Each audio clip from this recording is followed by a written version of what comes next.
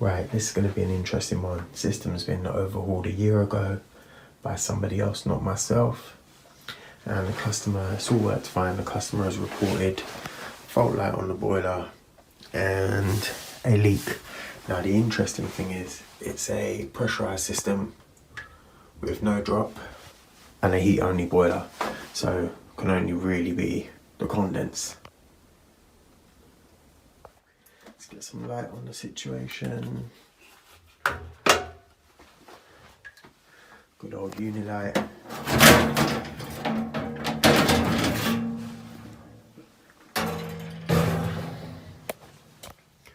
Okay, first things first. Heat exchangers leaking, but again, no pressure loss. So I'm wondering if it's backed up. It's all wet in there. Let's have a look.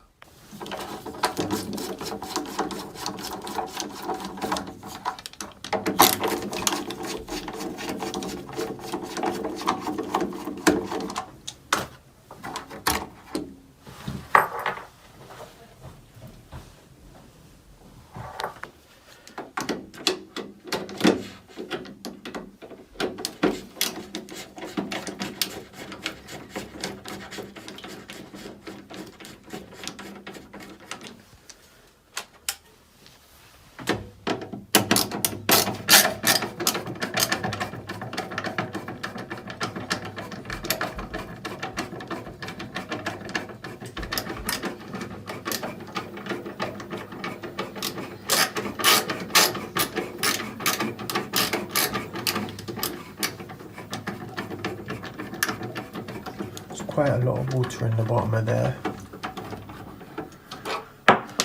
Normally if the condenser was backed up it would pour straight out of there, but we've not had that.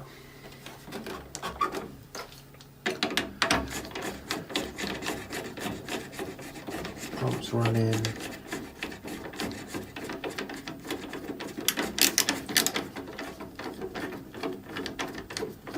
I've got the blue light flashing.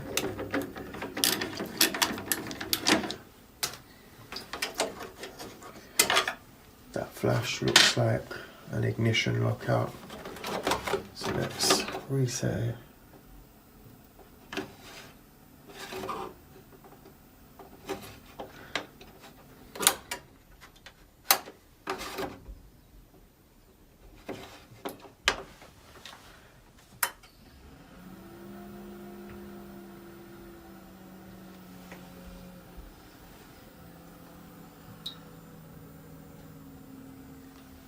Let's test the fan, see what we can find. So when testing a fan, we're looking for 240 volts across the brown and purple. Let's make sure, let's reset it.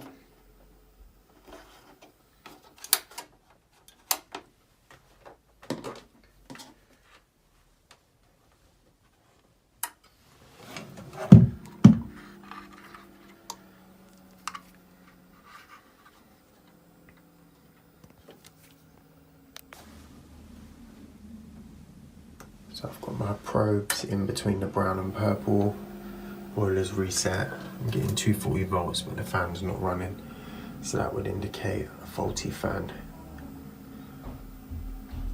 That's going to need replacing. I'll see if you can just get a board for that.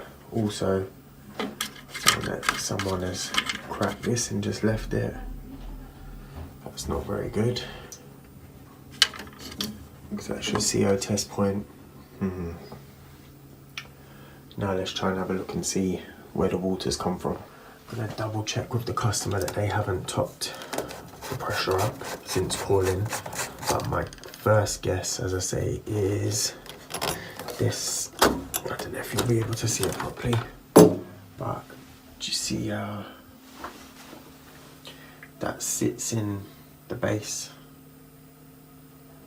All the muck and sediment sits in the base of this little tube. And so the water just can't go anywhere. Let's go show the customer. So we've now cleaned that out. Let's put that in, heat the fan up and see if we can get it back working again.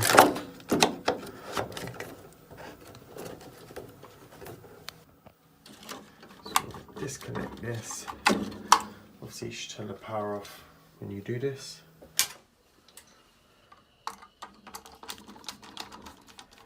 Disconnect the fan.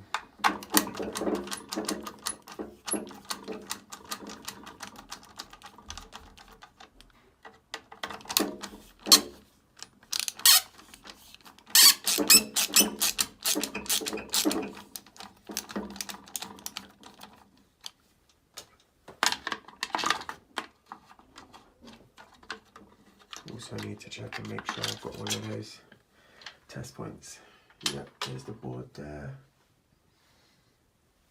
Right, let's give it a little hair dryer and see some moisture on there. I'll clean that off.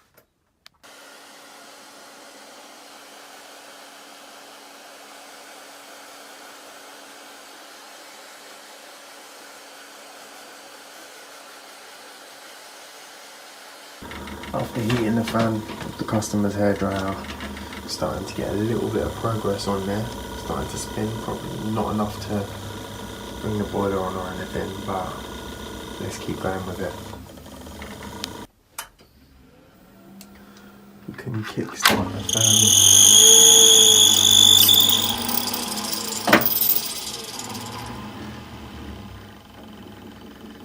But that's going to need replacing. Let's see if we can get one.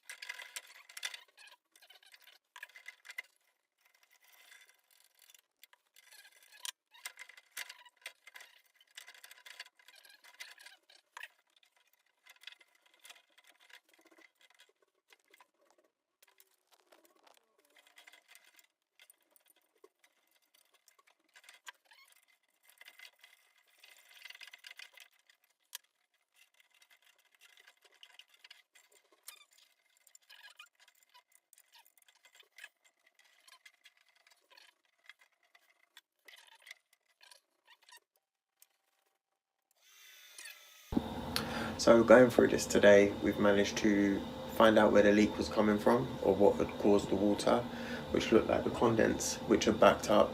I'll chuck a picture on the end. As you can see, the actual sediment is blocking it, so it can't drain away.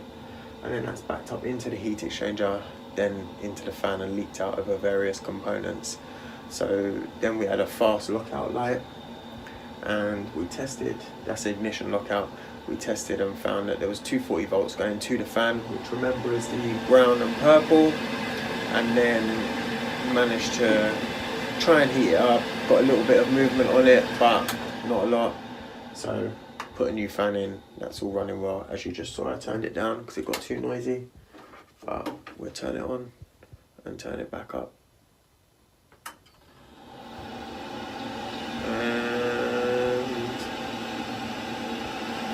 We'll get a green light anytime now.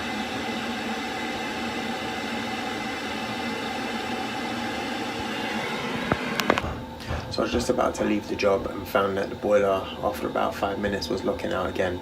I found that the flue sensor was faulty, so I linked this out and it fires up straight away. There's also a bit of corrosion on the overheat as well, so as I'm here I might as well replace that, because yeah, this is all caused by the condense backing up. So not necessarily corrosion, but water damage. So I'm going to get those replaced and then should be good to go. But we are fired up. These are an absolute pain to replace. Easy to get out ish. Not so easy to get in. Sometimes you have to remove the flue. It's telescopic, so that can push up, but let's see how we get on with it. There's a little lug on there, it has to push in. So let's see, one-handed. Let's try.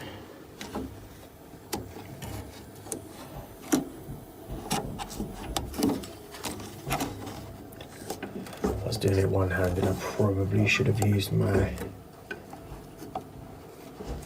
right hand as well. So what happens is the sensor pushes through the grommet, which we don't want.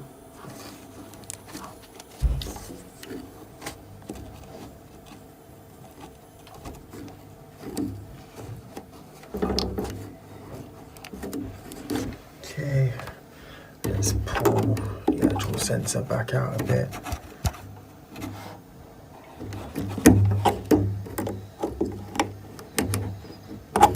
Okay, looks like we got it.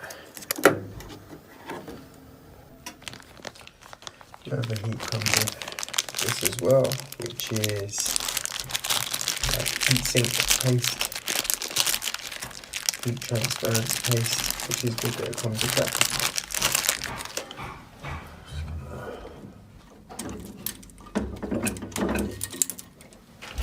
These are always so brittle as well. Get damaged quite easily.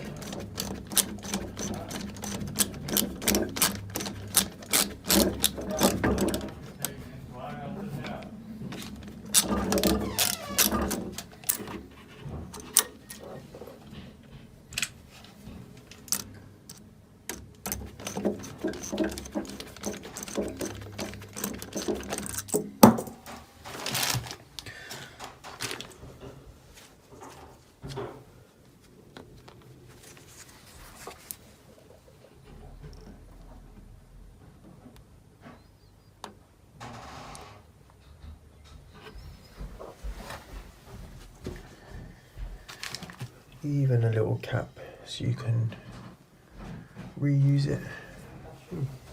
I like that. A little screw. Again, let's try and do this one-handed.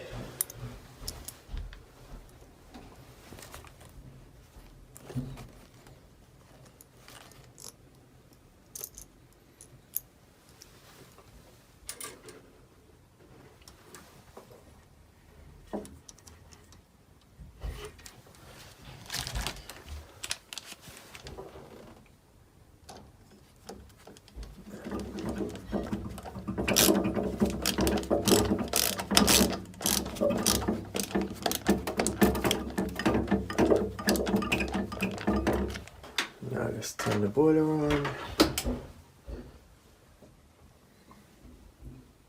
It should fire straight away, he says.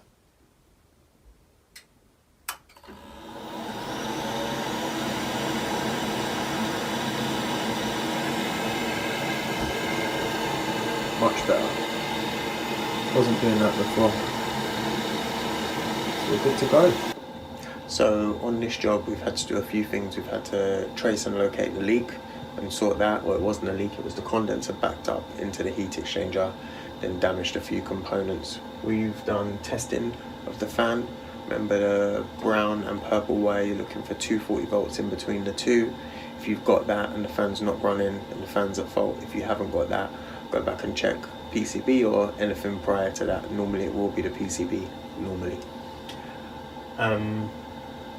Also, there was water damage on the other heat stat at the top that needed replacing, and there was damage on the flue stack that needed replacing. Now, boiler's up and running, all good, and managed to really get our teeth into this job.